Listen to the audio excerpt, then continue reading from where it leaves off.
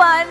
Welcome to a super special, brand new, colorful episode of Once Upon a Time version 2.0.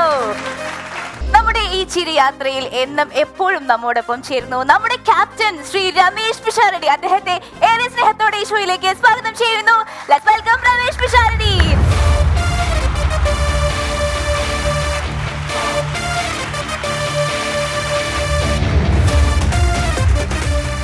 Once upon a ടൈമിന്റെ മറ്റൊരു episode ഇവിടെ തുടങ്ങുന്നു. കുറെ നല്ല ചിരികൾക്കായിട്ട് നമ്മൾ കാത്തിരിക്കുകയാണ്. അതുകൊണ്ട് കൂടുതൽ മറ്റു കാര്യങ്ങളൊന്നും തന്നെ പറയാതെ ഇന്നത്തെ നമ്മുടെ എപ്പിസോഡിൽ അതിഥിയായി എത്തിയിരിക്കുന്ന ആ മികച്ച പ്രതിഭയെ ഞാൻ വേദിയിലേക്ക് സ്വാഗതം ചെയ്യുകയാണ്. മലയാള സിനിമയിൽ 50 വർഷങ്ങൾ പൂർത്തിയാക്കിയ ഒരു അഭിനേതാവാണ്.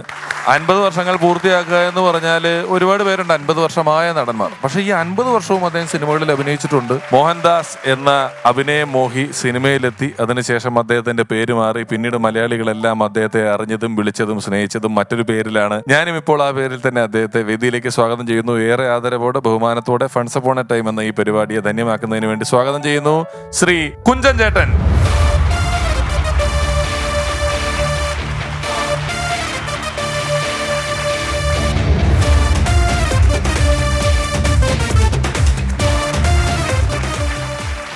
TV ഇല്ലാത്ത കാലത്ത് വരുന്നു, പിന്നീട് TV വരുന്നു, മൊബൈൽ ഫോൺ വരുന്നു, മാധ്യമങ്ങൾ വരുന്നു, കേബിൾ TV ആയി, ഇന്റർനെറ്റായി, ഇങ്ങനെ കല അവതരിപ്പിക്കപ്പെടാനുള്ള മാധ്യമങ്ങൾ കുത്തൊഴുകി വരികയും വിപ്ലവങ്ങൾ സൃഷ്ടിക്കുകയും ചെയ്യുമ്പോഴെല്ലാം ഇതിനോടൊപ്പം ഒരു തരി മാറാതെ ആ എല്ലാത്തിലൂടെയും കടന്ന് മുന്നിലേക്ക് കുഞ്ചൻ ചേട്ടൻ എത്തിയിട്ടുണ്ട്. ഇതിന്റെ ഒരു സെൽഫ് മോട്ടിവേഷൻ എവിടെ നിന്നാണ് കുഞ്ചൻ ചേട്ടനുള്ളത്? ഇത് ദൈവാധീനം എന്ന് പറയും. കാരണം പിന്നെ എൻ്റെ കുടുംബത്തിന് വലിയ കലാകാരന്മാരൊന്നുമില്ല. ഞാനായിട്ട് ഉണ്ടാക്കിയ കലയാണ്. പോർട്ടുകൊച്ചിയിലാണ് ഞാൻ ജനിച്ചു വളർന്നത്. അപ്പം അവിടെ ഒരുപാട് കലാകാരന്മാർ ജനിച്ചു വളർന്ന ഒരു സ്ഥലമാണ്. അപ്പം അതിൻ്റെ ഒരു ചെറിയൊരു അംശം എനിക്കും കിട്ടി, അത്രേ ഉള്ളൂ. ഏത് മദ്രാസിലോട്ടല്ലേ പോയത് സിനിമയ്ക്ക് അഭിനയിക്കാൻ ആഗ്രഹമായിട്ട്? അത് അതിനകത്ത് പിന്നെ ഞാൻ പലയിടത്തും പറഞ്ഞിട്ടൊരു കഥകളുണ്ട്. ആദ്യമായിട്ട് സിനിമ അഭിമുഖീകരിക്കുന്നത്, ക്യാമറ അഭിമുഖീകരിക്കുന്നത് ഒരു ചെറിയ ഷോർട്ട് ഫിലിമിൽ കൂടിയാണ്. ഞാനപ്പോൾ അത് കോയമ്പത്തൂരിൽ ഒരു ചെറിയ ജോലി നോക്കിക്കൊണ്ടിരിക്കുകയായിരുന്നു. അപ്പം അതിനകത്ത് ഒരു തമിഴൻ വന്നപ്പോൾ ഞാൻ അവിടെ ചെറിയ ഏകാംഗ നാടകങ്ങളിലൊക്കെ അഭിനയിക്കും കോയമ്പത്തൂർ. അളി വന്ന് ചോദിച്ചു, എന്നെ പാത്താൻ്റെ നാഗേഷ് മാർക്ക് ഉനക്ക് സിനിമയിൽ ആക്ട് പണ മുടിയുമാ? സാർ സിനിമയിലാടാ 250 രൂപ തർറേൻ. 250 രൂപ എന്ന് പറഞ്ഞാൽ അന്നത്തെ കാലഘട്ടത്ത് ഭയങ്കര എമൗണ്ടാണ്. അന്ന് പട്ടറിയും പരിപാടിയാണ്, സത്യം പറയാം. അപ്പം 250 രൂപ കിട്ടിയ എന്നുള്ളതിൽ ഞാൻ നേരെ സമ്മതിച്ചു. ഒരു കോവണം മാത്രം ഉടുപ്പിച്ച് അമ്പലത്തിൻ്റെ മുമ്പിൽ എൻ്റെ 2 കൈയും 2 കാലും കെട്ടിയിട്ട് കുറച്ച് കഴിഞ്ഞപ്പം കുറച്ച് ഈ പൊക്കം കുറഞ്ഞ ആളുകൾ എന്നൊക്കെ പാട്ട് പാടാൻ തുടങ്ങി. അപ്പം ഞാൻ സാർ അപ്പോഴും മനസ്സിൽ 250 രൂപ ദൈവമേ. ഇപ്പം അപ്പോൾ കുറച്ച് 10-15 ആളുകൾ അവിടെ ഇരിക്കുന്നുണ്ട്. അതിനകത്തൊക്കെ കുറച്ച് കൂടുതൽ. ഇതിനകത്ത് മുഴുവൻ പാമ്പായിരുന്നു. ഇത് മുഴുവൻ എൻ്റെ ദേഹത്ത് കൊണ്ടുവന്നിട്ട്, എൻ്റെ ദൈവമേ ഇനി പോകാനൊന്നുമില്ല, ബാക്കിയെല്ലാം കഴിഞ്ഞു. പിന്നെ ഞാൻ ചില ന്യൂഡിൽസിനകത്ത് കിടക്കുന്ന പോലെ ഇത് ഇങ്ങനെ പോകുന്നു, അങ്ങനെ പോകുന്നു, ഇങ്ങനെ പോകുന്നു. ഞാൻ പറഞ്ഞു, സാർ എന്നെ വിട്ടിടുക സാർ, എനിക്ക് 250 രൂപ വേണ്ട സാർ. മുതല കൊല്ലകൂടാതെ പറഞ്ഞത് അയാൾ എന്നെ വരട്ടാൻ തുടങ്ങി. അത് കഴിഞ്ഞ് അയാൾ കറക്റ്റ് എല്ലാം കഴിഞ്ഞപ്പോൾ 250 രൂപ തന്നു. അതാണ് ആദ്യമായിട്ട് സിനിമയിൽ അഭിനയിച്ചത്. ഒരുപാട് പാമ്പുകളെയൊക്കെ മേത്തിട്ട് റിസ്ക് ഉള്ള ഫസ്റ്റ് ഷോട്ട് അന്ന് അഭിനയിച്ചു. തുടർന്ന് ഇത്രയും നാളുകൾ എത്രയോ നമ്മൾ ഇഷ്ടപ്പെടുന്ന, നമ്മൾക്ക് മറക്കാനാകാത്ത കഥാപാത്രങ്ങൾ. അല്ല, എനിക്കൊരു കാര്യം പറയാം, നിങ്ങൾക്ക് ഇഷ്ടപ്പെട്ടോ എന്ന് ചോദിച്ചാൽ ഇഷ്ടപ്പെടും. ഇഷ്ടപ്പെടാതിരിക്കില്ല, അതെനിക്കറിയാം. വിവരവും വിദ്യാഭ്യാസവും ഇല്ല നിങ്ങൾക്ക്. എന്നെ എങ്ങനെ മറക്കാൻ വെക്കും? കിഴക്കൻ മലയെന്നൊരു പച്ചപ്പരിഷ്കാരി വരുന്നു എന്ന് പറഞ്ഞപ്പം അതിതാണെന്ന് ഞാൻ അറിഞ്ഞില്ല കേട്ടോ. മലയാള സിനിമയിൽ ഇന്നോളം കാണിച്ചിട്ടുള്ളതിൽ എനിക്ക് ഏറ്റവും മനസ്സിൽ തട്ടിയ പോലീസ് കഥാപാത്രങ്ങളിൽ ഒന്ന് മുംബൈ പോലീസ് എന്ന് പറയുന്ന ചിത്രത്തിൽ കുഞ്ചേട്ടൻ ചെയ്ത പോലീസ് ഉദ്യോഗസ്ഥനാണ്. ഒരു പരിധിവരെ ഇത്ര എക്സ്പീരിയൻസ് ആയിട്ടുള്ള ആളുകളും ഏറ്റവും പുതിയ പ്രതിഭകളും ഒരേ വേദിയിൽ ഇങ്ങനെ ഇന്ററാക്ട് ചെയ്തുകൊണ്ട് പോകുന്നത് തന്നെയാണ് ഈ പരിപാടിയെ ഏറ്റവും വ്യത്യസ്തമാക്കുന്നത്. കൂടുതൽ ചിരിവിശേഷങ്ങൾ നമുക്ക് കാണാം, ആസ്വദിക്കാം. കുഞ്ചേട്ടാ, താങ്ക് യു.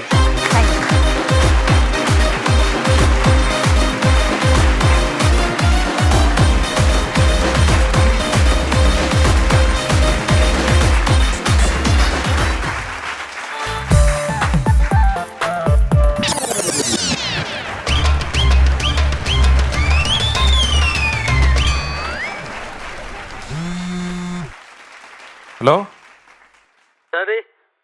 എന്താ ശമ്മാ? എന്നോട് ചെയ്യരുതായിരുന്നോ? ഞാൻ എന്ത് ചെയ്തു? നിങ്ങൾ എന്താ കിതക്കുന്ന കാര്യം പറ. ഇപ്പൊ ഇവിടെ വന്നിട്ട് ഓടുന്നുണ്ടല്ലോ. എന്നാ പോലീസിന് പിടിച്ചു കൊടുക്കാൻ വേണ്ടി കേരള പോലീസിലല്ല പോർഷനെ ഇവിടെ കൊണ്ട് നിരത്തിയേക്കാണല്ലോ നിങ്ങള്. എന്റെ മനുഷ്യ, നിങ്ങൾക്കൊരു ഒരു നന്ദി ഉണ്ടാ. ഞാൻ ഇത്ര നാളെ ഫ്ലോറിൽ നിങ്ങൾക്ക് വേണ്ടി കഷ്ടപ്പെട്ടതല്ലേ? അല്ല ചൂടാവല്ലേ അമ്മാവ, ഇത് മുപ്പത്തടം സ്കൂളിലുള്ള സ്റ്റുഡൻസ് പോലീസ് കേഡറ്റിന്റെ പിള്ളേർ വന്നിരിക്കുന്നതാണ്. അവർക്ക് നിങ്ങളെ അറസ്റ്റ് ചെയ്യാനുള്ള അധികാരമൊന്നുമില്ല. നിങ്ങളെ അറസ്റ്റ് ചെയ്യണമെങ്കിൽ വല്ല NIA-യോ ED-യോ ആ ലെവലിൽപ്പെട്ട ആൾക്കാരൊക്കെ വരണ്ടേ? പട്ടാളം എന്നെ കിട്ടുള്ളൂ. നിങ്ങളൊരു കാര്യം ചെയ്യ്, തിരിച്ചു വാ പിള്ളേരാട്ടോ, തിരിച്ചു വാ.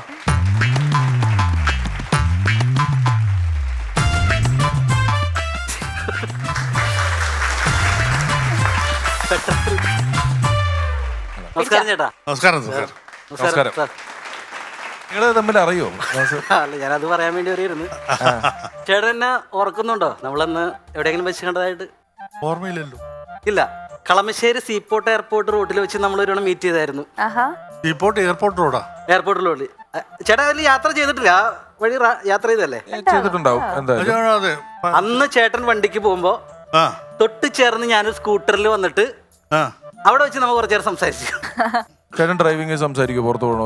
ഞാൻ ഡ്രൈവിംഗ് ചെയ്യുന്ന സമയത്ത് സംസാരിക്കാറേ ഇല്ല. അങ്ങനെ പറയല്ല, ഞാൻ തെളിവ് തരാം. എന്താ? അന്ന് സീപോർട്ട് എയർപോർട്ട് എനിക്ക് തോന്നുന്നു അന്ന് ഒരു തിങ്കളാഴ്ച ദിവസം വരുന്നു 10:45 ടൈം. ഞാൻ ചേട്ടന്റെ സൈഡിൽ കൂടി വന്നിട്ട് ചേട്ടൻ നോക്കി തന്നെ വന്നുകൊണ്ട് ഹേ മുണ്ടാ എന്നൊക്കെ പറഞ്ഞ് ഞാൻ വിളിച്ചപ്പോ ചേട്ടാ ഗ്ലാസ് താത്തിയിട്ട് എന്റെ അടുത്ത് നേരെ നോക്കി വണ്ടി ഓടി ഓടിക്കണം പറഞ്ഞോട്. കൂടാതെ എന്റെ അച്ഛനെയൊക്കെ സ്മരിച്ചുകൊണ്ട് കുറച്ച് ഡയലോഗ് അടിച്ചു. എന്താ വന്ന കാര്യം പറയാതല്ലേ? വന്ന കാര്യം എന്ന് പറയാൻ പിഷാരടി, ഞാൻ കുറെ നാളുകളായി നമ്മളിവിടെ തന്നെയാണല്ലോ വേദിയിലുണ്ട്. പക്ഷെ നമുക്ക് മുന്നോട്ടൊരു സാമ്പത്തികമായിട്ടൊന്നും നേട്ടമില്ല. എനിക്ക് പോലും ഇല്ല. അപ്പൊ ഞാൻ എന്താ ചെയ്തെന്ന് വെച്ചാൽ ഞാനിപ്പോ ഈ കാലഘട്ടത്തിനെ പറ്റി ഒരു സംഭവമായിട്ട് ഇറങ്ങി. ഞാൻ ഒരു സ്റ്റാർട്ടപ്പ് തുടങ്ങി. ലോകം മുഴുവൻ സ്റ്റാർട്ടപ്പുകളുടെ ഒരു കാലമാണ്. പല ചെറുപ്പക്കാരും അതിലോട്ട് പോകുന്നുണ്ട്. അപ്പൊ അമ്മാവനും ഈ പ്രായത്തിൽ അതിലേക്ക് ഇറങ്ങിയതിൽ വളരെ സന്തോഷം. നല്ലൊരു ഇമ്പ്രൂവ്മെന്റ് മോളെ, നല്ല ഇമ്പ്രൂവ്മെന്റ് ഉണ്ട്. ഇപ്പൊ ഞാൻ തുടങ്ങി. കേശവം മാത്രമാണ്. പിന്നെ നിങ്ങൾ ഒറ്റയ്ക്ക് സ്റ്റാർട്ടപ്പ് തുടങ്ങിയ കേശവം മാത്രമാണ് ഉണ്ടാവുള്ളൂ, വേറെ ആരും ഉണ്ടാവാനാ? അല്ല, കേശവം മാത്രമാണെന്നല്ല, പിന്നെ നമ്മൾ ഈ കല്യാണത്തിന്റെ ഒരു സംഭവം വെച്ചിട്ട് ഒരു സംഭവം തുടങ്ങുന്ന ഒരു കമ്പനി മാട്രിമോണി. അപ്പൊ അങ്ങനെ സംഭവം സ്റ്റാർട്ട് നല്ല രീതിയിൽ പോകുന്നു. ഇതൊക്കെ വരുന്നുണ്ട്. അപ്പൊ എങ്ങനെ നിങ്ങളുടെ വെബ്സൈറ്റ് ഒക്കെ ആക്റ്റീവ് ആണോ? പ്രൊഫൈൽസ് ഒക്കെ എല്ലാവരും സൈറ്റിൽ അവര് വന്ന് കയറാറില്ല. ഞാൻ അവര് ഉള്ള സൈറ്റിൽ ചെന്നിട്ട് അവിടെ ചെന്ന് കാര്യങ്ങളൊക്കെ സെറ്റ് ചെയ്ത് ഉറപ്പിക്കുന്ന പരിപാടി. ആലോചനകളൊക്കെ ആയോ? അപ്പൊ ആലോചന അതാണ് ഞാൻ അതിലേക്ക് വരുന്നത്. അപ്പൊ ഡയാനമോളാണെങ്കിൽ ഫ്ലോറിൽ പ്രോഗ്രാം നിറഞ്ഞു നിൽക്കുന്നു. അവള് നിറഞ്ഞു നിൽക്കുന്ന ഒരു ഷോ ആണ്. അല്ല, പുര നിറഞ്ഞു നിൽക്കുന്ന അർത്ഥത്തിലാണ് ഞാൻ പറഞ്ഞത്. അപ്പൊ നമ്മുടെ ഡയാനമോളെ ഒരുത്തിന് ഇഷ്ടപ്പെട്ടു. നല്ല കുടുംബം. അപ്പൊ അവരുമായിട്ടൊരു സെറ്റിൽമെന്റ് ആയാ കൊള്ളാമെന്ന് എനിക്ക് മാമന് തോന്നി. എനിക്ക് അതല്ല, ഇത്രയും നാള് കുഞ്ചേട്ടാ ഇവിടെ ആര് വന്നാലും കല്യാണം വേണ്ട എന്ന് പറഞ്ഞുകൊണ്ടിരുന്ന ആളാണ് ഡയാന. ഇപ്പൊ അവൾ അങ്ങനെ ഒന്നും സമ്മതിച്ച സ്ഥിതിക്ക് നമുക്ക് എവിടെയോ പ്രശ്നമുണ്ട് കേട്ടോ. സന്തോഷം കണ്ടില്ലേ? നമുക്കൊരു കാര്യം ചെയ്യാം, അവരോട് നാളെ വരാൻ പറ. ഈ നാളെ വരാൻ പറയാൻ പറ്റില്ല, കാരണം ഞാൻ 10,000 രൂപ അഡ്വാൻസ് മേടിച്ചു കഴിഞ്ഞത്. ഇന്ന് വരണം. അപ്പൊ ഒരു കാര്യം ചെയ്യും, ഒരു പെർഫോമൻസ് കഴിയുമ്പോ അവരോട് വരാൻ പറ. വിളിച്ചോണ്ടല്ലേ? ഒന്ന് വെയിറ്റ് ചെയ്യാൻ പറ, ഒരു പരിപാടി നടക്കണ്ടേ? ഓക്കെ. ഡയാനയുടെ മുഖമൊക്കെ അങ്ങ് ബ്ലഷ് ചെയ്ത് അല്ലേ? അയ്യോടാ, ഒരു സൂര്യകാന്തി പൂ പോലെ അങ്ങ് വിരിഞ്ഞു നിൽക്കുകയാണ്, എങ്ങോട്ടാ തിരിയണ്ടെന്നറിയാതെ. നോക്കെ, നല്ല ചെറുക്കനാണ്, നമുക്ക് ആലോചിക്കാം ഡയാനെ. ഓക്കെ, അപ്പോ നമ്മുടെ ഇന്നത്തെ ആദ്യത്തെ പെർഫോമൻസിലേക്ക് കടക്കുന്നു. ഇന്നത്തെ ഇരിക്കുന്ന സ്റ്റാൻഡപ്പ് കൊമേഡിയൻ രഞ്ജു കാർത്യായനി. ഒരു വലിയ കൈയ്യടി കൊടുത്തോണ്ട് നമുക്ക് രഞ്ജുവിനെ വേദിയിലേക്ക് സ്വാഗതം ചെയ്യാം.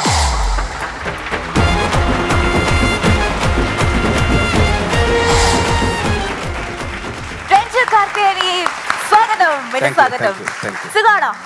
അടിപൊളിയായിരുന്നില്ലേ കഴിഞ്ഞ പ്രാവശ്യത്തെ എക്സ്പീരിയൻസ് ഒക്കെ? സൂപ്പർ. വീണ്ടും എത്തിയിരിക്കുകയാണ് കുഞ്ഞുചേട്ടാ. ഇത് രഞ്ജു കാർത്യായനി. എനിക്കറിയാം, നേരത്തെ അറിയാം. ഞാൻ ഒരുപാട് ഈ പരിപാടി തന്നെ ഒരുപാട് പ്രാവശ്യം കാണുമ്പോഴൊക്കെ നിങ്ങളുണ്ട്. അടിപൊളി. കുഞ്ചേട്ടൻ നമ്മുടെ പരിപാടി കാണുന്നുണ്ടെന്ന് മനസ്സിലായി. തീർച്ചയായിട്ടും. അപ്പൊ Ranju, all the best. Okay, all the best. Wish you all the best. Hello hi നമസ്കാരം. ഞാൻ രഞ്ജു കാർത്തിയാനി, തൃശ്ശൂർ ജില്ലയിൽ ഇരിങ്ങാലക്കുടയിൽ പുല്ലൂരിൽ നിന്ന് വരുന്നു. നമസ്കാരം. ഞാനിന്ന് പറയുന്നത് കുറച്ച് കല്യാണത്തിന്റെ തലേന്നുണ്ടാവുന്ന കഥകളാണ്. എന്റെ തലേന്നുണ്ടാവുന്ന കഥകളല്ല, എന്റെ തലേന്ന് ഒന്നുമില്ല എന്നുള്ളത് നിങ്ങൾക്കറിയാം, എനിക്കറിയാം, നാട്ടുകാർക്ക് അറിയാം. ഇത് കല്യാണത്തിന്റെ തലേന്നുള്ള കുറച്ച് കഥകൾ. വളരെ യാദൃശ്യമായിട്ടാണെങ്കിലും ഇന്നത്തെ എപ്പിസോഡിൽ ഒരു പെണ്ണ് കാണലും വിവാഹവും ഒക്കെ നടക്കേണ്ട ഈ എപ്പിസോഡിൽ അല്ലേ? വളരെ സന്തോഷം. അപ്പൊ കല്യാണ തലേന്നുണ്ടാകുന്ന കുറച്ച് രസകരമായ സംഭവങ്ങളാണ്. ഈ കല്യാണ തലേന്ന് ലൈവ് ആവണമെങ്കിൽ ഒരു 6:30 സമയത്തേക്കാണ് കല്യാണ തലേന്ന് ഏറ്റവും രസകരമാണ്. ആണുങ്ങൾ പെണ്ണുങ്ങളോട് കല്യാണത്തിന്റെ വീട്ടിലേക്ക് വരും. ആണുങ്ങൾ ഒരു സൈഡിലേക്കുള്ള റൂമിലേക്ക് പോകും, പെണ്ണുങ്ങൾ ഒരു സൈഡിലേക്കുള്ള റൂമിലേക്ക് പോകും. ആണുങ്ങൾ സൈഡായി ആ റൂമിൽ അങ്ങ് സൈഡാവും. പെണ്ണുങ്ങൾ നേരെ റൂമിലേക്ക് നേരെ പോയിട്ട് ഒരു പ്രത്യേക റൂമിലേക്കാണ് അവർ ചെല്ലുക. ആ റൂമാണ് ബി നിലവറ എന്ന് പറയുന്ന റൂം. കല്യാണത്തിൻ്റെ തലേന്ന് അവിടെ പെണ്ണിൻ്റെ അമ്മായിമാർ, വല്യമ്മമാർ, എന്താ പറയുക, ചിറ്റമ്മമാർ, ഇവരൊക്കെ ഇരുന്നിട്ട് ഒരു പെട്ടി ഉണ്ടായിരിക്കും. ആ പെട്ടി ഇങ്ങനെ തുറന്നിട്ട് ഇങ്ങനെ കാണിച്ചു കൊടുക്കും. ആ പെട്ടിയിലാണ് പെണ്ണിടുന്ന ഫസ്റ്റ് സാരി, സെക്കൻഡ് സാരി, കല്യാണത്തിലിടുന്ന ചീർപ്പ്, കല്യാണ കൺമഷി സാധനങ്ങളൊക്കെ അതിനകത്ത് ഉണ്ടാവും. എന്നിട്ട് അങ്ങനെ പൂട്ടി വയ്ക്കും. വീണ്ടും അടുത്ത ആൾക്കാർ വരും, അത് വീണ്ടും തുറക്കും, അത് തുറന്ന് കാണിക്കും, പൂട്ടി വയ്ക്കും. എൻ്റെ അഭിപ്രായത്തിൽ ഇങ്ങനെ തുറന്ന് കാണിക്കേണ്ട ആവശ്യമില്ല. ഒരു റൂം സെറ്റ് ചെയ്തിട്ട് അതിനകത്ത് കല്യാണപ്പെടുന്ന സാരി, ബ്ലൗസ്, മറ്റേ ജാക്കറ്റ്, പിന്നെന്താണ് മുടി, കൺമഷി, ഇതൊക്കെ വെച്ചിട്ട് ഒരു ലൈറ്റ് അറേഞ്ച്മെന്റ് കൊടുത്തിട്ട് നമ്മൾ തിരുവമ്പാടി പൂരപ്രശ്നം ഉണ്ടല്ലോ, പാറമേക്കാവിൻ്റെ പൂരപ്രശ്നം പോലെ ഇങ്ങനെ കാണിക്കാം. കൂട്ടത്തിൽ ഒരു ചെറിയ പാട്ടും അതിൻ്റെ കൂടെ ചെറിയ അനൗൺസ്മെന്റും. ആ പാട്ട് ഇങ്ങനെ ആയിരിക്കും: കല്യാണ പ്രായത്തിൽ പെണ്ണുങ്ങൾ, അതെ ഇതാ പെണ്ണുങ്ങൾ ഇടുന്ന, കല്യാണ പ്രായത്തിൽ പെണ്ണുങ്ങൾ ഇടുന്ന വാർമുടി, അതെ കല്യാണ പ്രായത്തിൽ പെണ്ണുങ്ങൾ പോടുന്ന, ഇങ്ങനെയുള്ള പാട്ടും കൂടി വെച്ചിട്ടുള്ള ഒരു അനൗൺസ്മെന്റ് ആണെങ്കിൽ ആ സംഗതി ഓക്കെ ആവും. എൻ്റെ ഒരു അഭിപ്രായത്തിൽ അങ്ങനത്തെ ഒരു ഡിസ്പ്ലേ കല്യാണ വീട്ടിൽ വേണം എന്നുള്ളതാണ്. ഇത് കഴിഞ്ഞ് കല്യാണത്തിൻ്റെ ആ തലേദിവസമാണ് നമ്മളൊരു കഥയിലെ കഥാപാത്രം വരുന്ന കല്യാണത്തിൻ്റെ തലേദിവസം ഉള്ള സംഗതിയാണ്. വേറൊന്നുമില്ല, അവിടെയാണ് കല്യാണ വീട്ടിലെ ആസ്ഥാന കൊമേഡിയൻ വരുന്നത്. ആസ്ഥാന കൊമേഡിയൻ എന്ന് പറഞ്ഞാൽ നമ്മുടെ രമേശേൻ്റെ പോലെ എന്ത് പറഞ്ഞാലും ഹ്യൂമറായി തരുന്ന ഒരാളുണ്ടാവും. കല്യാണ വീട്ടിലെ Ramesh Pisharody. Welcome to Ramesh Pisharody in കല്യാണ വീട് തലേദിവസം. രമേശ് പിഷാരടി വന്നു കഴിഞ്ഞാൽ, നമ്മൾ കല്യാണ വീട്ടിലെ കൊമേഡിയൻ വന്നു കഴിഞ്ഞാൽ നേരെ വിളമ്പുന്ന സമയത്തിന് വരിക. ഒരു ബക്കറ്റ് അവനിങ്ങനെ എടുക്കും, ബക്കറ്റ് ഇങ്ങനെ ഇളക്കിക്കൊണ്ടിരിക്കുന്ന സമയത്ത് ഒരു പെൺകുട്ടി അവിടെ ഇരിക്കുന്നുണ്ടാവും. ഇവൻ്റെ കണ്ണ് നേരെ പെൺകുട്ടിയുടെ അടുത്ത് ആ നോട്ടത്തിലായിരിക്കും. ആ പെൺകുട്ടിയുടെ നോട്ടം ഇവൻ്റെ കണ്ണും കറക്റ്റായിട്ട് ലോക്കായിരിക്കും. അപ്പം നമുക്കറിയാം ഈ കാവടി അവിടെയാണ് അവസാനം ആട്ടം കഴിഞ്ഞ് അഭിഷേകം നടത്തുന്നത്. ഈ ബക്കറ്റിലെടുത്തിട്ട് ഇളക്കുന്നെടുത്തിട്ട് നേരെ പെൺകുട്ടിയുടെ മുമ്പിൽ ബക്കറ്റ് കൊണ്ടുവച്ചിട്ട് പറയും, അവിടെ ലഗേജ് ഇടട്ടെ നോക്കി. അപ്പോൾ പെൺകുട്ടിക്ക് കൃത്യമായിട്ട് അറിയും ലഗേജ് എന്താണെന്ന്. എന്നാലും അവൾ പറയും ലഗേജാ, എന്നിട്ട് ലഗേജ്. അപ്പോൾ ഇങ്ങനെ വിളക്കിയിട്ട് 100 രൂപയ്ക്ക് മറ്റൊരു കവർ മൊത്തം പച്ചക്കറി കിട്ടിയില്ലേ, അത് കിട്ടുന്ന പോലെ ഒരു ലോഡ് പച്ചക്കറി അവളുടെ ചോറിലേക്കിട്ട് വിളമ്പും. ഇത് കണ്ട വശം ഇതാണ് ലഗേജ്, ഇതന്നെ ലഗേജ്. കൊടുക്കുന്നു, ലഗേജ് വിളമ്പുന്നു, മുരിങ്ങക്കായ വിളമ്പുന്നു, അതിനകത്ത് വെണ്ടക്കായ, സബോള, അതൊക്കെ വിളമ്പി കേട്ടിട്ടുണ്ടെങ്കിൽ പച്ചക്കറി കൊണ്ട് ഒരു താജ്മഹൽ അവിടെ ബിൽഡപ്പായി. അവരുടെ പ്രണയം അവിടെ സെറ്റായി. ഈ സാധനം വന്നു കഴിഞ്ഞിട്ടുണ്ടെങ്കിൽ അടുത്ത സീൻ നടക്കുന്നത് പാചകപ്പുരയിൽ അടുത്ത് ചിറകിലാണ്, നാളികേരം ചിറകിലാണ്. ഈ ചിറകിരിക്കുമ്പോൾ അവൻ്റെ കണ്ണ് നേരെ അപ്പുറത്തുള്ള ജനലയുടെ ഉള്ളിലിരിക്കുന്ന ആ റൂമിലേക്കൂടെ കാണുന്ന പെൺകുട്ടിയുടെ മൈലാഞ്ചി ഇടുന്നതായിരിക്കും. ഇവനിവിടെ നാളികേരം ചിറകുന്നു, അവളോടെ മൈലാഞ്ചി ഇടുന്നു, നാളികേരം ചിറകുന്നു, മൈലാഞ്ചി, നാളികേരം മൈലാഞ്ചി, നാളികേരം മൈലാഞ്ചി, നാളികേരം, ഇങ്ങനെ അങ്ങോട്ട് പോകും. ഈ സമയത്താണ് ഇവൻ്റെ നാളികേരം ചിറകുന്നതിൻ്റെ അടിയിൽ കുഞ്ഞു ഹിമാലയങ്ങൾ ഉണ്ടാവും. നാളികേരം ചിറകിട്ട് ഇവനിതൊന്നും അറിയില്ല. ഈ ഹിമാലയങ്ങൾ നേരെ അവിലേക്ക് പോവും, സാമ്പാറിലേക്ക് പോവും, നേരെ കേബേജ് ഉപ്പേരിയിലേക്ക് പോവും. ഇതൊന്നും അറിയില്ല. ആ സമയത്ത് ഇവന് ഒരു തെങ്ങിൻ്റെ കട വെട്ടാൻ പറഞ്ഞാൽ പോയിട്ട് കടവര വെട്ടും. അത്രയ്ക്കും പ്രണയാർദ്രമായിട്ടുള്ള നോട്ടത്തിൽ ഇങ്ങനെ ലോക്കായിരിക്കും. ഇവിടെ ഇടയ്ക്കിടയ്ക്ക് നമ്മുടെ കൊമേഡിയൻ ഇടയ്ക്കിടയ്ക്ക് പോയിട്ട് ഓരോന്ന് താങ്ങിട്ട് വരും. ഈ താങ്ങിട്ടുന്ന സമയത്ത് പിന്നെ ഇവൻ വരുന്നത് എല്ലാവരോടും ഭയങ്കര വിനയായിരിക്കും. നമ്മുടെ പഴയ നല്ല ശങ്കറിന്റെ പോലെ വരുള്ളൂ. നനഞ്ഞു നേരിയ പട്ടുറുമാ, മലഞ്ഞു നേരിയ പട്ടുറുമാ.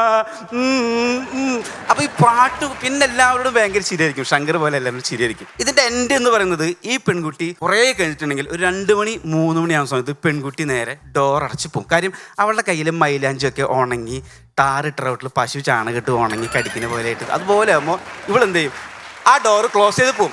ഈ ഡോർ ക്ലോസ് ചെയ്ത് പോകുമ്പോൾ ഇവൻ എന്ത് ചെയ്യും, ഇവൻ്റെ പരിപാടി പിന്നെ കഴിഞ്ഞു. പിന്നെ ഇവിടുന്ന് നനഞ്ഞ നേരി പട്ടുറുമൊന്നുമില്ല. ഇവൻ എന്ത് ചെയ്യും, കല്യാണ വീട്ടിൽ ഒരു പ്രത്യേകതരം മേശ ഉണ്ടാവും, ഒരു സ്റ്റീലിൻ്റെ മേശ.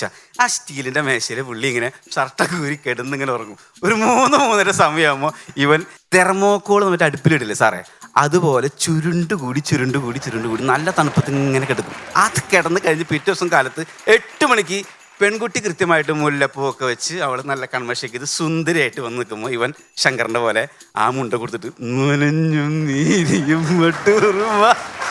അപ്പോൾ ഇതങ്ങോട്ട് കഴിഞ്ഞ് കഴിഞ്ഞാൽ എന്തൊക്കെ പറഞ്ഞാലും ഒരു 8-8 സമയത്ത് കല്യാണ പന്തലിൽ നമ്മുടെ കൊമേഡിയൻ്റെ സ്ഥാനം ഉണ്ടാവും. അത് കഴിഞ്ഞിട്ട് കല്യാണത്തിൻ്റെ ചെക്കനും പെണ്ണും കൈ കോർത്ത് പിടിച്ചിട്ട് നടക്കലുണ്ട്. ഈ കൈ ഇങ്ങനെ പിടിച്ച് പോകുന്ന സമയത്ത് ടെൻഷൻ കാരണം ചിലപ്പോൾ സ്പീഡിൽ നടക്കുമ്പോൾ ഇവൻ്റെ അടുത്ത ഡയലോഗ്, വേണ്ടടാ ദുരിത വേണ്ട, പയ്യെ തിന്നാൽ പനയും തിന്നാം. ഇതും കൂടി കേൾക്കുമ്പോ അവിടെയുള്ള ഈ 80കളിലുള്ള കുറെ വല്യമ്മമാരും അമ്മമാരുണ്ടോ, അവരങ്ങനെ ചിരിച്ചു കഴിഞ്ഞപ്പോൾ ഇവൻ വെറും കൊമേഡിയൻ അല്ല, സ്റ്റാർ കൊമേഡിയനായിട്ട് മാറും. അവസാനത്തെ വിറ്റെന്ന് പറയുന്നത് ഭക്ഷണം കഴിക്കുന്നിടത്താണ്. ഭക്ഷണം കഴിക്കുന്നിടത്ത് 2 പന്തിയിലും നടുക്കിൽ നിന്നിട്ട് ഈ കക്ഷി സാമ്പാറൊക്കെ തിന്ന് നക്കി കൈയൊക്കെ ഇങ്ങനെ നക്കിയിട്ട് പറയും, ഒരു പ്രത്യേക അറിയിപ്പുണ്ട്. എല്ലാവരും നോക്കും, എന്താണ് നോക്കും പറയും, ഇതൊരു മത്സരമല്ല. ഇതും കൂടി പറഞ്ഞിട്ട് ഇവനാ 2 പേരുടെ പന്തിക്കൂടെ ഇടയിൽ കൂടെ പോക്കുണ്ട്. അപ്പോൾ മലയാളി ഉള്ളിടത്തോളം കാലം ഇത്തരത്തിലുള്ള തമാശകൾ ഒരിക്കലും മറക്കില്ല. ഈ കല്യാണ വീട്ടിലെ ഈ സ്റ്റാൻഡപ്പ് അല്ലെ കല്യാണ വീട്ടിലെ ഈ കോമഡി ഒരിക്കലും അതിനൊരു അനശ്വരമായിട്ട് നിലനിൽക്കും ഓർമ്മിച്ചുകൊണ്ട് തൽക്കാലം ഇവിടെ ചോദിക്കുന്നു രഞ്ജു കാർത്തികേയനി.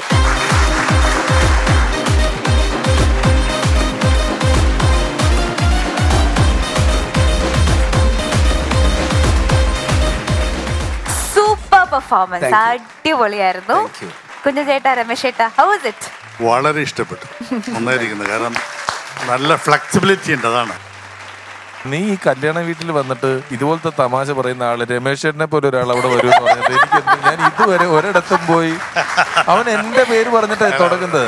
പുള്ളി ഉദ്ദേശിച്ചത് ഒരു നർമ്മ ആ കക്ഷി എല്ലാ കല്യാണ വീട്ടിലുണ്ടാവും. അയാൾ പറയുന്നതൊക്കെ വിജയിക്കും. അപ്പൊ രമേശ് ചേട്ടൻ എനിക്ക് കണക്ട് ചെയ്യാൻ പറ്റുന്നില്ല. ഇതേ തമാശ ഒരു പ്രധാന തമാശയും കൂടെ ഉണ്ട്. ഇത് കഴിഞ്ഞ് ഫോട്ടോ എടുക്കുമ്പോ വീശി എടുത്തോ എന്നും കൂടെ പറയും. ആ ഫോട്ടോ എടുക്കുമ്പോ വീശി എടുത്തോ. പ്രകടനം വളരെ ഗംഭീരമായി. നിങ്ങൾ ആരെങ്കിലും ആത്മാർത്ഥമായിട്ട് സത്യസന്ധമായിട്ട് പറയണം, വിളിക്കാത്ത കല്യാണത്തിന് ഉണ്ണാൻ പോയിട്ടുണ്ടോ? ഞാൻ പോയിട്ടുണ്ട്. കുഞ്ചേട്ടൻ പോയിട്ടുണ്ടോ? ചെറുപ്പത്തിൽ പോയിട്ടുണ്ട്. ആ, ഡയാന പോയിട്ടില്ലെന്ന് തോന്നുന്നു അല്ലേ? ഭയങ്കര സത്യം. പക്ഷെ ഞാനൊക്കെ പോയിട്ടുണ്ട്. അത് നമ്മൾ ഇത്ര മുഖപരിചയ ആളുകൾക്ക് ആകുന്നതിന് മുമ്പ് കോളേജിൽ പഠിക്കുന്ന സമയത്തൊക്കെ ആ പ്രദേശത്ത് ഒരു 10 കിലോമീറ്റർ ചുറ്റളവിലൊക്കെ ചില കല്യാണങ്ങളുണ്ടെങ്കിൽ അറിയൂല, കൂട്ടത്തിൽ പോയി 2 ഉണ്ടിട്ട് വരാന്ന് പറഞ്ഞൊരു പോകാറ്. അതിനകത്ത് ഭക്ഷണം കഴിക്കൽ മാത്രമല്ല, അതിനകത്തൊരു ത്രില്ലുണ്ട്. നമുക്ക് ചെറുപ്പത്തിൽ വീട്ടിൽ നിന്ന് കട്ട് തിന്നുന്ന പോലെ റിസ്ക് എടുത്ത് പോയി അങ്ങനെയൊന്നും കണ്ട് വിളിക്കാത്തവനെ ഇറക്കി വിടുവൊന്നുമില്ല. സിനിമ കാണുന്ന പോലെ ഒരു വീട്ടിൽ 2 പേര് ഉണ്ടെന്ന് ഓർത്ത് ഇറക്കി വിടുവൊന്നുമില്ല. അപ്പം ഞാൻ വെട്ടിക്കാട്ടുകുന്ന് പറഞ്ഞ സ്ഥലത്തിനടുത്ത് എൻ്റെ ഒരു കല്യാണം ഉണ്ടെന്ന് അറിഞ്ഞിട്ട് ഞാനും എൻ്റെ ഒരു കൂട്ടുകാരനും കൂടെ അവിടെ പോയി. കോളേജിന്റെ കുറച്ച് ദൂരമുള്ള ഒരു വീടാണ്. അവിടെ പോയി ഉണ്ടോണ്ടിരിക്കുമ്പം ചെറിയ അഭിനയവും കൂടെ ഉണ്ട്.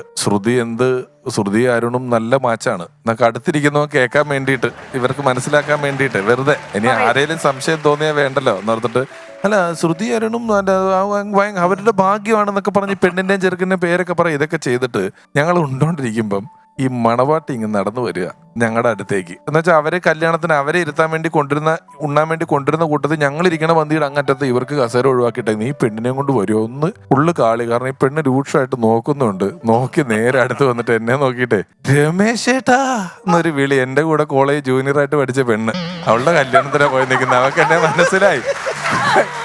അല്ല ഇത് പക്ഷെ ഭയങ്കര ട്വിസ്റ്റാണ്. രമേശ് ഏട്ടാ എന്നിട്ട് ഇവിടെ എന്നോട് പറയാ, ഞാൻ വിളിക്കാൻ മറന്നുപോയിട്ട് വന്നല്ലോ, താങ്ക് യു. ഞാൻ അതാണ് സ്നേഹം എന്ന് പറഞ്ഞിട്ട് പായസം കൂടെ കുടിച്ചിട്ട് ഓടി. അപ്പൊ രഞ്ജു ചേട്ടാ, സൂപ്പർ പെർഫോമൻസ് ആയിരുന്നു. ബ്യൂട്ടിഫുൾ.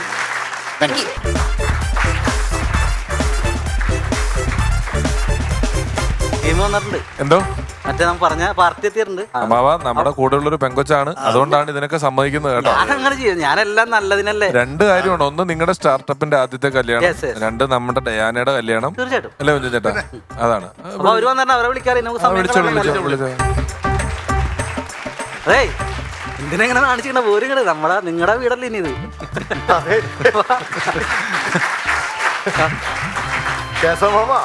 നാണിച്ചതല്ല, ഇത്രയും വെട്ടം വെളിച്ചുള്ളതൊക്കെ കണ്ടപ്പോഴേ കണ്ണു മഞ്ഞളിച്ചു പോയി. ഇത് സാധാരണ വീട് പോലെ അല്ലല്ലോ, അതാണ്. ബന്ധുമിത്രാദികൾ എല്ലാവരും വീടൊക്കെ ഇതെല്ലാം നിങ്ങൾക്ക് ഉള്ളതാണ്. ഇത് കഴിഞ്ഞാല് കാരണം അവള് കളിച്ചു വളർന്ന ഒരു ഉള്ളതൊക്കെ ഇവിടെ ഉള്ളതെല്ലാം ഈ ഇരിക്കുന്ന പോലീസുകാരും ഈ കുഞ്ചൻ സാറിനൊക്കെ അല്ലല്ല ഇവരുണ്ടാവൂല. കാരണം ഇവര് ഇപ്പൊ ഗസ്റ്റ് ആയിട്ട് വന്നാലും ഇവര് എന്തൊക്കെ കിട്ടിയാലും നമുക്ക് ഈ വീട് വേണ്ട. ഇത്രയും ബൾബിനൊക്കെ നമ്മള് കറണ്ട് അടിക്കണേ സ്വന്തമായിട്ടൊരു മുല്ലപ്പെരിയാർ ഡാം ഉണ്ടാക്കേണ്ടി വരും. മനസ്സിലായ കറണ്ട് ബില്ല് പുതിയ ബഡ്ജറ്റിൽ പിന്നെയും കൂട്ടിയിട്ടുണ്ട്. അപ്പൊ വീട് ഒഴിവാക്കാം, നമുക്ക് സ്ഥലം എന്തെങ്കിലും കാശ് മേടിച്ചിട്ടുള്ള കല്യാണം അല്ലല്ല. പരമ്പരാഗതമായിട്ട് ഞങ്ങൾക്ക് അങ്ങോട്ട് ഞങ്ങളുടെ കുടുംബക്കാരെ പാരമ്പര്യമായിട്ട് തന്നെ വാങ്ങലോ അതിനെ കുറിച്ച് ഒന്നുമില്ല. നാട്ടു നടപ്പ് അങ്ങനെയാണല്ലോ, നടക്കണ്ട ഇതില്ലേ, അതുകൊണ്ടാണ് പറഞ്ഞു മാത്രമേ ഉള്ളൂ. നമ്മൾ ചില വിട്ടുവീഴ്ചകൾക്ക് നമ്മൾ ചിലപ്പോ ഒന്ന് ഒരുങ്ങേണ്ടി വരും. വേറൊന്നല്ല, ആ പുള്ളിയില്ലേ ഇടയ്ക്ക് ഓരോ കൗണ്ടറും കഥകളൊക്കെ അവിടെ നിന്ന് പറയും. നമ്മൾ ആദ്യമായിട്ട് കേട്ട പോലെ കൈയടിച്ച് ചിരിച്ചാണ് കൊടുത്തേക്കാം.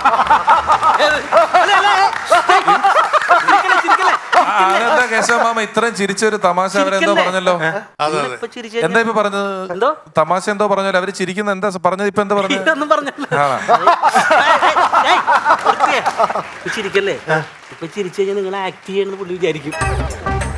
വിളിച്ചോട്ടെ, അല്ല പെണ്ണിനെ വിളിക്കാം നമുക്ക്. എന്നാ കുഞ്ഞൻ ചേട്ടൻ തന്നെ മോളെ ഡയാനയിൽ നിന്ന് വിളിച്ചാൽ അവള് വരും. മോളു ഡയാന. കണ്ട ഡയനാമ ഡൈനാമല്ല ഡയാന. Diana Diana. മോളെ ഇങ്ങോട്ട് വാ, ഇങ്ങോട്ട് തിരിഞ്ഞേക്ക് മോളെ, കാണിക്കണതിനാ നാണമുള്ള കുട്ടിയാ. എടുത്തോ. ഷുഗർ അല്ലേ പേര്? ഡയാന. കൊള്ളാം, നല്ല പേരാണ്. നമ്മളല്ലേ ആള്. എത്ര പേരെ പഠിച്ചു? ഗ്രാജുവേറ്റ് ആണ്. ഗ്രാജുവേറ്റ് ആണ്. ആദ്യമായിട്ടാണോ? അല്ല, ഗ്രാജുവേറ്റ്. ആദ്യമായിട്ടല്ല, ഗ്രാജുവേറ്റ്. Mama mama. നീ മാമാ മാമെന്ന് അങ്ങനെ വിളിക്കൽ 2-3 പ്രാവശ്യം ഒറ്റത്തങ്ങ് വിളിച്ചാ പോരെ മാമെന്ന്. നീ അങ്ങനെ വിളിക്കുമ്പോ എനിക്ക് തന്നെ ഉള്ളിൽ എന്തോ ഒരു നോവ് തന്നെ എനിക്ക്. അല്ല, ചായ. കേശവ ബ്രോക്കറെ. അയ്യോ, ഞാനല്ല ബ്രോക്കർ. കണ്ണെടുത്ത് വെക്ക്. കണ്ണയുടെ എനിക്കൊരു കാര്യം പ്രത്യേകിച്ച് പറയാനുണ്ട്. അല്ല, നിങ്ങളിപ്പോ ഒരുപാട് കാര്യങ്ങൾ പറഞ്ഞല്ലോ, നീ അവര് സംസാരിക്കട്ടെ. ഞാൻ കൊച്ചിനോടൊരു കാര്യം, ഒരു പെൺകുട്ടിയുടെ മനസ്സ് നമ്മൾ എപ്പോഴും അറിഞ്ഞിരിക്കണം. പല കല്യാണങ്ങളും കുഞ്ചൻ സാറേ, പല കല്യാണങ്ങളും കല്യാണം കഴിഞ്ഞതിന് ശേഷം തകർന്നു പോകുന്നത് പെൺകുട്ടിയുടെ മനസ്സ് നമ്മൾ ചോദിച്ചറിയാറില്ല. അതെ അതെ അതെ അതെ, അതാണ്. അപ്പൊ അല്ല, അച്ഛനൊരു പുരോഗമനവാദിയാണ്. എന്നാ ചോദിച്ചോട്ടെ ഒരു സെക്കൻഡ്. എല്ലാവർക്കും ഡയാന മോളെ, സ്വാഭാവികമായിട്ടും മോൾക്കും ഒരു സങ്കല്പം ഉണ്ടാവുമല്ലോ ഭർത്താവിനെ കുറിച്ച്. അതെന്താണ്? എല്ലാവരും മുമ്പിൽ വെച്ച് പറഞ്ഞോ. എനിക്ക് ദേഷ്യമൊന്നും വേണ്ട, പാടില്ല. പിന്നെ നല്ല ക്ഷമ വേണം. നല്ല ക്ഷമയുള്ള ആളാണെങ്കിൽ ബിവറേജിന്റെ മുന്നിൽ ക്യൂ നിൽക്കുന്ന ആരെങ്കിലും ചെന്ന് ആലോചിച്ചാൽ മതി.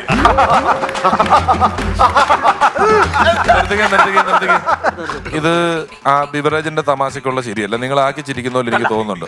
മനസ്സിലായതാണ്ടാ ഞാൻ പറഞ്ഞില്ലേ, അഭിനയിച്ചായിട്ട് തോന്നി. ആരാണ് ഭീകരനായിരിക്കണത്? 10 തലയാ ഇവന്. രാവണനാണ് അസല് രാവണൻ.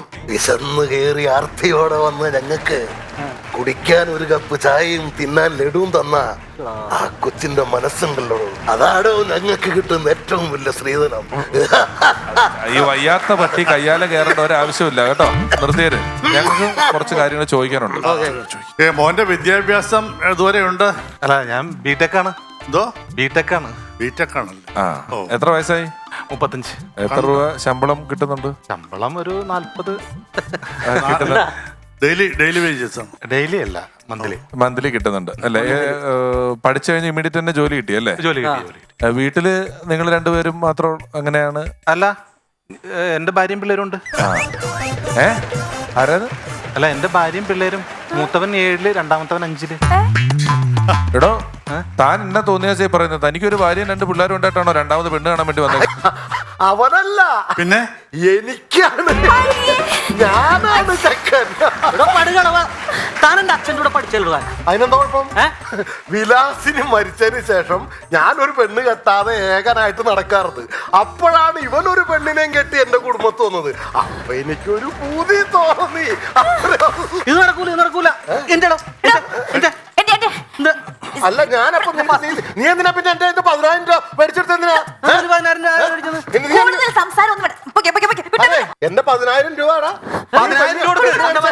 പെണ്ണ് മേടിച്ചാൽ 10,000 രൂപ മേടിച്ചിട്ടുണ്ട്. എനിക്ക് ഒന്നുമില്ല.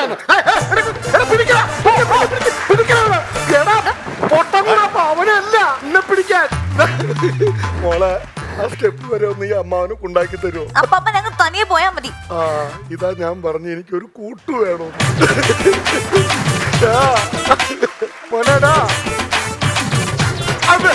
Okay, moving on to our next performance. ഈ വേദിയിലെത്തുന്നു stand up comedian Satheesh Rajapuram.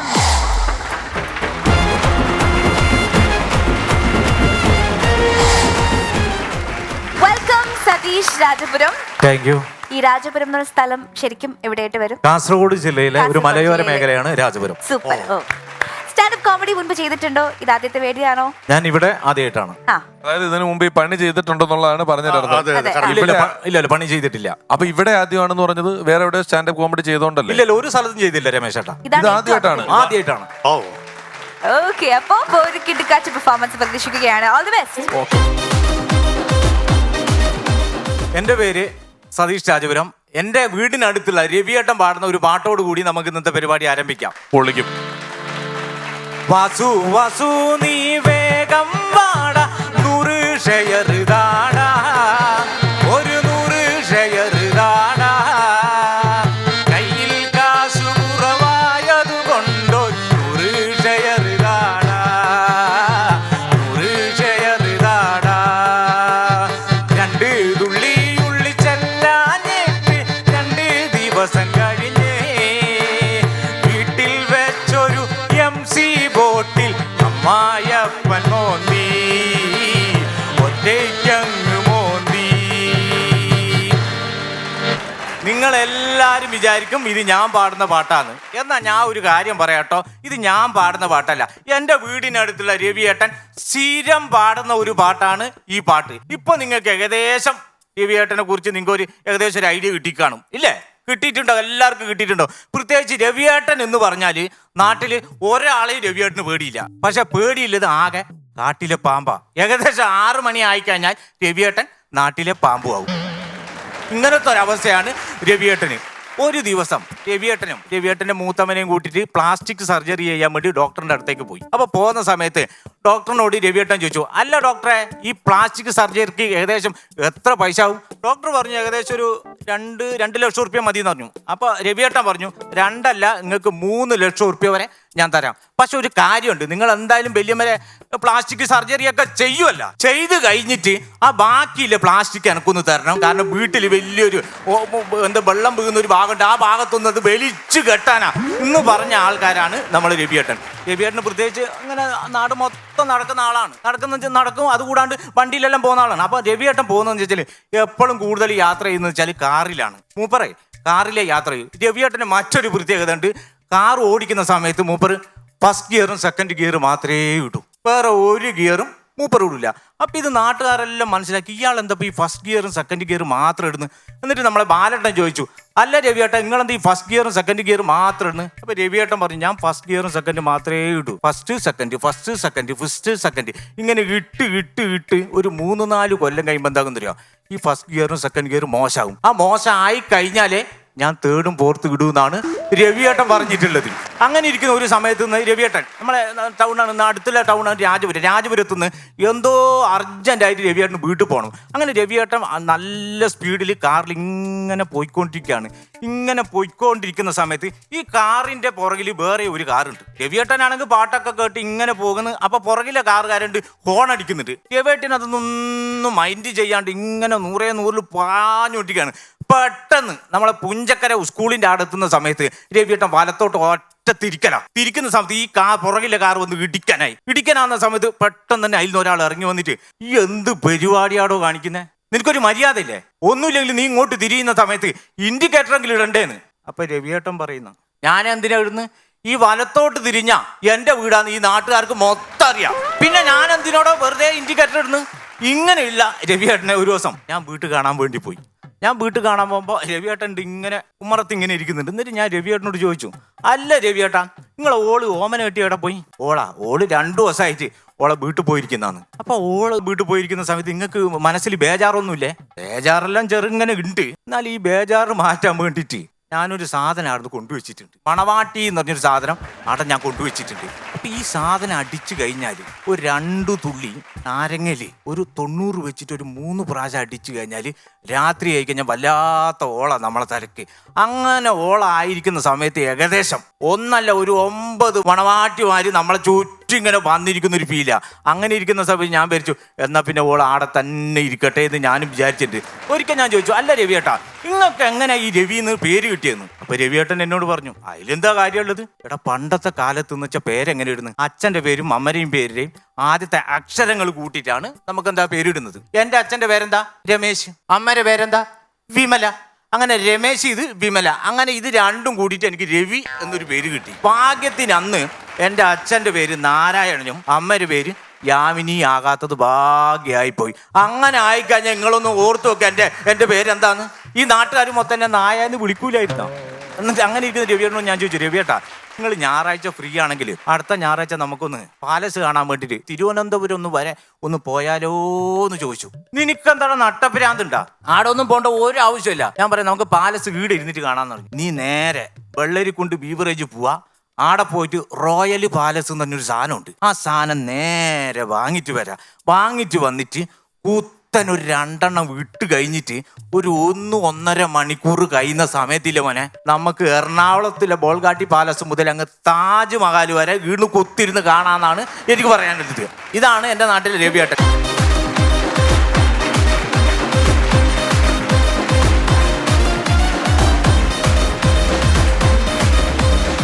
Super performance. Thank you. Kunchan ചേട്ടാ നന്നായിരിക്കുന്നു. പിന്നെ നിങ്ങളുടെ സ്ലാങ് കാലിക്കറ്റ് ആണോ? അല്ല, ഞാൻ കാസർഗോഡ്. കാസർഗോഡ് അല്ല, ആ ഭാഗം തന്നെ. അപ്പോൾ നിങ്ങളുടെ പ്രകടനം ഗംഭീരമായി കേട്ടാ. ഓക്കെ. കുഞ്ചൻ ചേട്ടന്റെ ഒരു പ്രത്യേകതയായിട്ട് എനിക്ക് തോന്നിയത് ഒരുപാട് വെസ്റ്റേൺ സോങ്സ് പാടും. അത് അതിൻ്റെതായ ശൈലിയിൽ പെർഫോം ചെയ്ത് ഞാൻ ഒരുപാട് കണ്ടിട്ടുണ്ട്. അത് വെസ്റ്റേൺ അല്ല, മെക്സിക്കൻ സോങ്. ആഹാ. അതായത് വായിൽ വരുന്ന കോതക്ക് പാട്ട്. La boderia saladra Bidango yo motorina Binayele serere Yoro modara Abaga dariya rasta Idara yumaka Darasta dum Tadariya dariya momomoya Dadarana Danadayua Ebeyana baba Yeah, na ba ba ba ba. Dorosha darayo waka. Sidara yalara. Rere jimiata. Dibiga de. Kaka.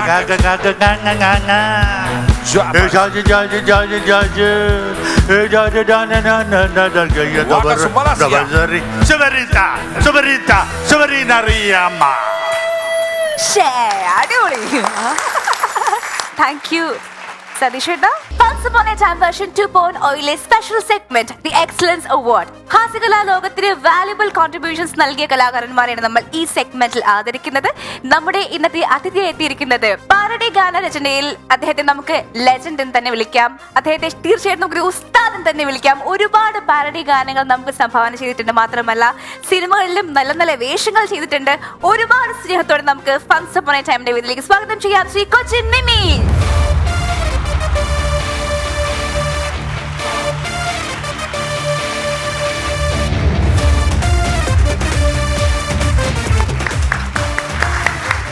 നമസ്കാരം മിമിക. നമസ്കാരം. മിമിക കുഞ്ചൻ സിനിമയിലാണ്. മിമിക സിനിമകളിൽ ചെറിയ വേഷങ്ങൾ ചെയ്തിട്ടുണ്ടെങ്കിലും മിമിക്കയുടെ ഒരു പ്രധാന area parody ഗാനങ്ങളുടെ ഏരിയയാണ്. ഒരു കാലഘട്ടം മുഴുവൻ ഇപ്പോഴും പാരഡി കാസറ്റുകളുള്ള കാലത്ത് മിമിക്ക എഴുതിയ പാട്ടുകൾ ഒരു കാസറ്റിലുണ്ടെങ്കിൽ ആ കാസറ്റ് വിൽക്കാൻ പിന്നെ ഒരു പാടുമില്ല. എല്ലാ കാസറ്റ് കമ്പനിക്കാരും പാരഡി കാസറ്റുകൾ ഇറക്കുന്നുണ്ടെങ്കിൽ അതിൽ എഴുത്തുകാർ ആരാന്നൊക്കെ നോക്കുമല്ലോ, എന്നിട്ടാണല്ലോ ഇവർ എടുക്കുന്നത്. അതിൽ മിമിക്ക എഴുതുന്ന പാട്ടുകൾ ഉണ്ടെങ്കിൽ ഉറപ്പായിട്ടും ആ കാസറ്റ് ചെലവാകും. നാദർഷക്ക വരെ പറഞ്ഞിട്ടുണ്ട്, നാദർഷക്കയുടെ ഒക്കെ പാരഡി എഴുത്തിന് പ്രചോദനമായിട്ടുള്ളത് മിമിക്കയുടെ പാട്ടുകൾ കേട്ടിട്ടാണ് എഴുതിയിട്ടുണ്ടെന്നുള്ളത് അല്ലേ? എത്ര വർഷമായി മിമിക്ക ഈ പരിപാടി തുടങ്ങിയിട്ട്? ഞാനിപ്പോ പാരഡി ഗാനം തുടങ്ങിയിട്ട് 42 വർഷമായി. 72 കാലഘട്ടത്തെ പാരഡി ഗാനം എഴുതാൻ തുടങ്ങി. അങ്ങനെ ഇരിക്കുമ്പോഴാണ് ബോബി സിനിമ റിലീസ് ചെയ്യണത്. പുതിയപെണ്ണിന്റെ പുതിയാപ്പിളുടെ പേര് വെച്ച് 4 വരി പാടണം. ഹം തും അപ്പൊ ഞാൻ ആ 2 പേരുടെ പേര് മാത്രം, ചെറുക്കന്റെ പെണ്ണിന്റെ, ബാക്കിയൊക്കെ ഞാൻ ഉണ്ടാക്കിയതാണ്, ഡ്യൂപ്ലിക്കേഷൻ. അതെന്തായിരുന്നു അത്? പുതുപെണ്ണിന്റെ പേരെന്ത് പാത്തുമ്മ, പുതുമാരന്റെ പേരെന്ത് ബാപ്പുട്ടി, അമ്മച്ചന്റെ പേരോ ബാവ, അമ്മായിയുടെ പേരാ നൈഷു, അന്ത്രൂ പുതുപെണ്ണിന്റെ മാമ, പീരാൻ ചെറുക്കൻ്റെ എളപ്പ, നേരെ മൂത്തോന്റെ പേരാ നബ്ബാസ്, ബാപ്പൂട്ടിൻ്റെ അന്ത്രൂ. കിസ്സേന സബ്ദുള്ളയിലെ തൂബടി മഷ അല്ല എന്നുള്ള പാട്ടിനെ മിമിക്ക് എഴുതിയ പാട്ട് വളരെ പോപ്പുലർ ആയിട്ടുള്ള പാട്ടാണ്. അത് രണ്ടുപേരും പാടാം മിമിക്ക. പണ്ടത്തെ പോലെയല്ല ഇപ്പോഴുള്ള ലുവ, കറുത്തലുവ വെളുത്തലുവ പച്ച നിറത്തിൽ പുത്തനലുവ, റവ മൈദ നെയ്യ് ഷുഗറും ചേർത്ത് ഉണ്ടാക്കുന്ന കോഴിക്കോടൻ ഹലുവ, പെണ്ണ് കാണാൻ വരുന്നവർക്ക് കൊടുക്കും കലക്കൻ ഹലുവ, അത് ബദാം ചേർത്ത ഹലുവ, ഹലുവ തിന്ന് ഷുഗർ കൂടിയാൽ ഉടനെ കൊടുക്കും ഉലുവ, അത് വറുത്ത് പൊടിച്ച ഉലുവ, മമ്മൂക്ക ഗ്ലാമറായതും ലാലേട്ടൻ സൂപ്പറായതും അതെന്തുവാ ഈ ഹലുവ, അതെങ്ങനാ ഈ ഹലുവ, A.R. റഹ്മാന് ഓസ്കാർ കിട്ടുവാൻ കാരണം ഈ ഹലുവ. മിമിക്ക എത്ര പാരഡി പാട്ടുകൾ എഴുതിയിട്ടുണ്ട് മിമിക്ക? ഒരു 10-420 കാസറ്റുകളിൽ 200ഓളം എഴുതിയിട്ടുണ്ട്. ബാക്കിയെല്ലാം ഭക്തിഗാനങ്ങളാണ്. ഭക്തിഗാനങ്ങൾ 200ഓളം പാരഡി പാട്ട്. പിന്നെ എനിക്ക് തോന്നുന്നത് വലിയ പ്രാസം ഒപ്പിച്ചിട്ടൊരു മാപ്പിള പാട്ടിന് മറ്റേ റസാക്കിന്റെ കവാസാക്കി ഒരെമ്പോക്കി ഹല, അത് മിമിക്കയുടെ പാട്ടല്ലേ? എന്റെ പാട്ടാണ്. അതും പാടാം മിമിക്ക. റസാക്കിന്റെ കവാസാക്കി ഒരെമ്പോക്കി ഹലാക്കാക്കി തരം നോക്കി അവൻ പൊക്കി പുറത്താക്കിയിട്ടവൻ സ്റ്റാർട്ടാക്കി, വെളിവില്ലാണ്ട് സ്പീഡാക്കി അവൻ എങ്ങോട്ടോ കണക്കാക്കി, തോടും ചാടി ഷൂട്ടാക്കി കിടക്കണ് താഴെ രണ്ടാക്കി, റസാക്കിന്റെ കവാസാക്കി ഹലാക്കാക്കി കബൂറാക്കി. മിമിക്ക് ഇടുന്ന പാട്ടുകൾ ദൂരെ നിന്ന് കേട്ടാൽ ഒറിജിനൽ പാട്ടാന്ന് തോന്നുള്ളൂ. അതുപോലെ ഈ അന്ന് ചിന്നത്തമ്പി എന്ന് പറയുന്ന പടത്തിനകത്ത് അരച്ച ചന്ദനം മണക്കും കുങ്കുമ മഴക് നെറ്റിയില് അതിനൊരു പാട്ടുണ്ടാക്കിയിട്ടുണ്ടായിരുന്നല്ലോ. ജോർജുട്ടിയും ജോസൂട്ടിയും കുഞ്ഞു താളെ തൊട്ട് മുടിഞ്ഞ ഇഷ്ടത്തില, ഇപ്പൊ രണ്ടാളും കൂടിയിട്ട് ഗൾഫിൽ നിന്ന് വന്നിട്ടും ആ ബന്ധം വിട്ടിട്ടില്ല. ജോർജ് സോഡ വാങ്ങി കുടിച്ചാൽ ആ ഏമ്പക്കം ജോസ് വിടും, ജോസ് ചാർമിനാർ വലിച്ചാൽ ജോസ് തൊണ്ട കുത്തി ചുമക്കും, ഇപ്പൊ കണ്ട മിണ്ടൂല. കുമ്പിൽ കിൽക്കും കിട്ടി എന്നുള്ള പാട്ടില് ഒരു ചെറിയൊരു അനുഭവമല്ല എന്റെ മനസ്സിൽ വന്നത്. 8ൽ പഠിക്കും കുട്ടി ക്രിക്കറ്റിന്റെ പന്തടിച്ചു, ചെന്നുകൊണ്ട് അതപ്പന്റെ മണ്ടക്ക് മണ്ട പൊളിഞ്ഞ് തരിപ്പണമായി, കാലും കയറ്റി തന്തപ്പടി ഉമ്മറത്ത്, പത്രം നോക്കി ചാരിക്കിടന്നപ്പോ പുത്രൻ്റെ ഒടുക്കത്തെ പ്രാക്ടീസ്, പ്രാണം പോയി പ്രാണം പോയി പ്രാണം പോയി. ഇതിന്റെ കാരണം മഞ്ഞുകൊണ്ട് കൊച്ചി വിറക്കും ഇംഗ്ലണ്ടിലെ സായിപ്പന്മാർ, മഞ്ഞുകൊണ്ട് കൊച്ചി വിറക്കും ഇംഗ്ലണ്ടിലെ സായിപ്പന്മാർ, ബോഡി ചൂടാക്കാനും വ്യായാമം ചെയ്യാനും ആ നാട്ടിൽ ഈ കളി പാസാക്കി, ചൂടുകൊണ്ട് നട്ടം തിരിയും ഇന്ത്യയിലെ മണ്ടന്മാരോ ഈ കളി കണ്ടിട്ട് കംപ്രഷൻ മൂത്തിട്ട് മുട്ടം വെയിലത്ത് നെട്ടോട്ടം അത്ര അരിച്ചുണ്ട്. അപ്പൊ എന്റെ മോൻ ചോദിച്ചു, ഇത് ശരിയായില്ലേട്ടാ, ഞാൻ സച്ചിൻ ടെണ്ടുൽക്കറിന്റെ ഒരു ആരാധകനാണ്, ഇപ്പൊ ഇങ്ങനെയൊക്കെ എഴുതി വെച്ചിട്ടുണ്ടെങ്കിൽ എനിക്ക് നാണക്കേടല്ലേ. അപ്പൊ ഞാനിപ്പോ എന്താ ചെയ്യേണ്ട? സച്ചിനെ പറ്റിയൊരു പാട്ട്. സച്ചിൻ എന്നൊരു താരം തന്റെ കയ്യിൽ ബാറ്റ് പിടിച്ചാൽ സെഞ്ചുറി എന്നത് ഇന്ത്യക്കൊന്നും ഓഫറാം, പന്തിന് നേരെ സ്ട്രോങ് ആയി വീശ സിക്സർ തന്നെ, അമ്പയർ പോലും കണ്ണുകൾ തള്ളി നോക്കിയിടും, എടുത്തേ കയ്യൻ മക്രത്തിന്റെ ചക്രം മൂരും വീരനിവൻ, വലത്തെ കയ്യൻ മുത്തയ്യക്കും ചത്താമതി എന്നായിടും, ഷോൺ പൊള്ളോക്കിൻ പള്ളക്കും ഗൺബം കത്തിൻ തെർമത്തും എന്നും സച്ചിൻ കൊട്ടുകൊടുക്കും, കിട്ടണ സാൻസ് നിരപ്പാക്കും, മുട്ടിയിരുണ്ടാലും അത് ഫോറായി മാറിയിടും. മോൻ സമാധാനമായി. മിമിക അതുപോലെ തന്നെ എനിക്ക് തോന്നുന്നു ചാന്തുപട്ട് ഇറങ്ങിയ സമയത്ത് അതില് ചാന്ത് കുടഞ്ഞൊരു സൂര്യൻ മാനത്ത് എന്നുള്ള പാട്ടിനൊരു പാരഡി ഉണ്ടാക്കിയിട്ടില്ലായിരുന്നു മിമിക? ചാണ്ടി തൊടിച്ചത് ഭാര്യയുടെ മുതുകത്ത്, പട്ടയടിച്ച് കിറങ്ങിയ നേരത്ത്, ചട്ടിയെടുത്ത് എറിഞ്ഞത് മുറ്റത്ത്, ആ ചട്ടി പതിച്ചൊരു പട്ടിയുടെ മയ്യത്ത്. 400 കാസറ്റുകളിൽ വർക്ക് ചെയ്തിട്ടുള്ള ഒരു വലിയ കലാകാരനാണ് മിമിക ഇന്ന് ഇവിടെ എത്തിയിട്ടുള്ളത്. Thank you Mimika. അപ്പോൾ പാരഡി രചനാ രംഗത്തെ ഒരു ട്രൂ ലെജൻഡ് തന്നെയാണ് നമ്മുടെ മിമിക്ക ഫൺസ് അപ്പോൺ എ ടൈമിന്റെ വേദിയിലെത്തിയിൽ ഒരുപാട് സന്തോഷമുണ്ട്. ഞങ്ങളുടെ ഒരു എളിയ സ്നേഹാദരം ഏറ്റുവാങ്ങണം. അദ്ദേഹത്തെ നൽകാനായിട്ട് രമേശ് ചേട്ടനെയും കുഞ്ചൻ ചേട്ടനെയും സ്റ്റേജിലേക്ക് ക്ഷണിക്കുന്നു, പ്ലീസ്.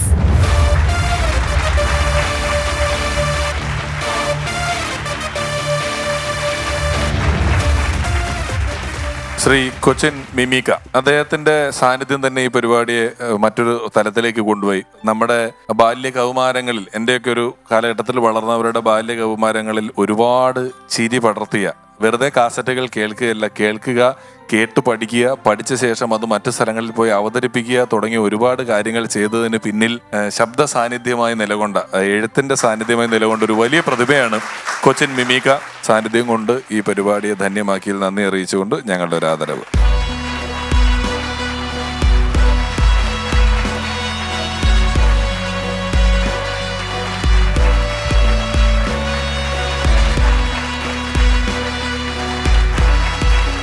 രഞ്ജു കാർത്തിയാനി, സതീഷ് രാജപുരം എന്നിവരാണ് ഇന്ന് പെർഫോം ചെയ്തത്. ഇവരിൽ ആരാണ് ബെസ്റ്റ് പെർഫോമർ എന്നറിയാം. ഇരുവരെയും അതിനായി വേദിയിലേക്ക് സ്വാഗതം ചെയ്യുന്നു.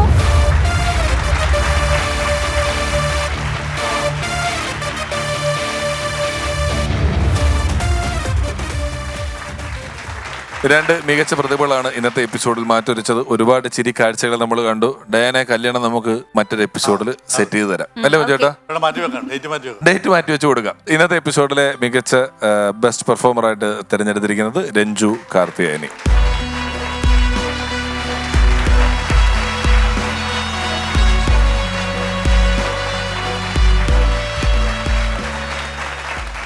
Once Upon a Time version 2.0 ചിരി നിറഞ്ഞ മറ്റൊരു മനോഹരമായ എപ്പിസോഡ് ഇവിടെ പൂർണ്ണമാവുകയാണ്.